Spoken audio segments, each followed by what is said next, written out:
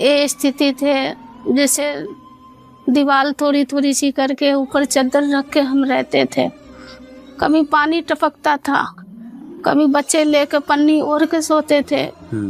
जब भी जोत लगाने जाते या कुछ भी करने जाते, कभी बाथरूम में सांप है, कभी सोने जाते चैन से सो भी नहीं पाते थे। किसी के पास जाते थे मांगने, तो कहते थे मांगने की आदत पड़ी है, ये पैसे ला के कमा नहीं सकती है, घर नहीं बना सकती है, ऐसे बोलते थे।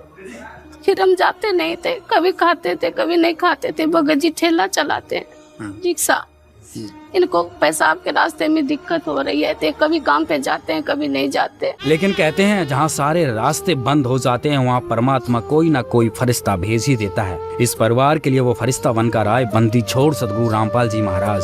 संत रामपाल जी महाराज की अन्नपूर्णा मुहिम के तहत इस परिवार के आंसुओं को एक पक्की छत की मुस्कान में बदल दिया गया। यह है उसी 35 गज के प्लाट पर बना समर्थ कबीर के सुदामा का महल।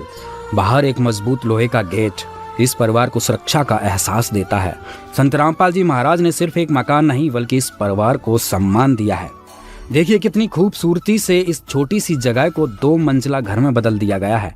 नीचे 2 कमरे, एक सुंदर किचन, हर कमरे रसोई और बाथरूम में मजबूत दरवाजे लगाए गए हैं। ताज़ी हवा और रोशनी के लिए खिड़कियां और रोशनदान बनाए गए हैं और गर्मी से राहत के लिए नए पंखे भी लगाए गए हैं। किचन में पानी का सिंक, सामान रखने के लिए पत्थर की अलमारियां और हर कमरे में प्रॉपर लाइट फिटिंग। एक एक चीज को इतनी बारीकी और प्यार से बनाया गया है जैसे कोई अपने लिए घर बना रहा हो। यह है इस बात का सबूत कि जब सेवा भाव से कोई काम किया जाता है तो वो सिर्फ निर्माण नहीं, सृजन बन जाता है। ऊपर एक और हवादार कमरा जिसमें अलमारी बनाई गई है और अटैच टॉयलेट और बाथरूम बनाया गया है। छत पर बच्चों की सुरक्षा के लिए मजबूत रेलिंग और पानी की टंकी, हर जरूरत का ध्यान रखा गया है। संत रामपाल जी महाराज ने यह निश्चय किया है कि इस परिवार को यह महसूस न हो कि यह घर उन्हें मुफ्त में मिला है, बल्कि उन्हें यह लगे कि यह उनका अधिकार है, उनका सम्मान है। अन्नपूर्णा मुहिम की विस्तृत जानकारी के लिए आप अन्नपूर्णा मुहिम YouTube चैनल पर विजिट करें।